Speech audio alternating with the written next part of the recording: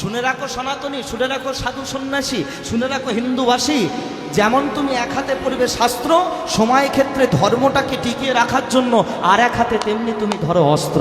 তবেই সনাতনী তুমি মুক্তি পাবে, তবেই হিন্দু তুমি রক্ষা পাবে, নতুন করে আবার হিন্দু ধর্মের প্রতিষ্ঠা হবে। হ্যাঁ, আর না যদি আমরা শক্ত হতে পারি, তাহলে কাশ্মীর পেহেলগাঁওয়ের মতো আমাদেরকেও গুলিতে ঝাঁঝরা হয়ে অকালে প্রাণ দিতে হবে।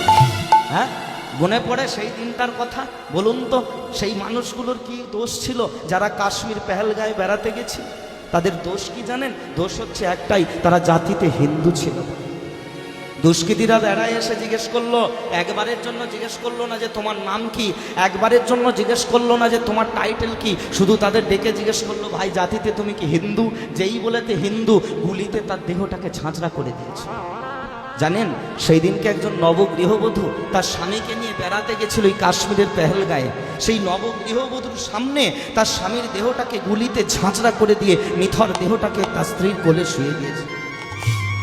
সেই দিনকে ওই নবগৃহবধূ তার মৃত স্বামীর ওই মৃত দেহটাকে কোলে শুয়ে ভগবানের উদ্দেশ্যে বলেছিল, ভগবান তুমি যদি রাগনেওয়ালাহি ভগবান হয়ে থাকো, তুমি যদি মারনেওয়ালাহি ভগবান হয়ে থাকো, তুমি আজ এই আমার স্বামীর মৃত্যুর তুমি দাম দেবে। আজকে যেমন আমার স্মৃতির সিঁদুর এসোরা মুছে দিয়ে গেল, এই স্মৃতির সিঁদুরের মূল্য তোমাকেই দিতে হবে। মনে রাখবেন, সে তো সত্যি ভক্তের ভগবান, আর ভক্তের মনোবাঞ্ছা পূর্ণ করা তার একমাত্র কাম। তাই যেমন আমার ভারত মায়ের, আমার সনাতনী মায়ের স্মৃতির সিঁদুর মুছে দিয়ে গেল এই দুষ্কৃতীরা এসে, তেমনি কয়েক মাস আগে আমার ভারত মায়ের বীর জওয়ানরা, আমার ভারত মায়ের বীর সেনারা ওই দুষ্কৃতীদের ডেরায় গিয়ে সিঁদুরের খেলাটাও দেখিয়ে দিয়ে এসেছিল।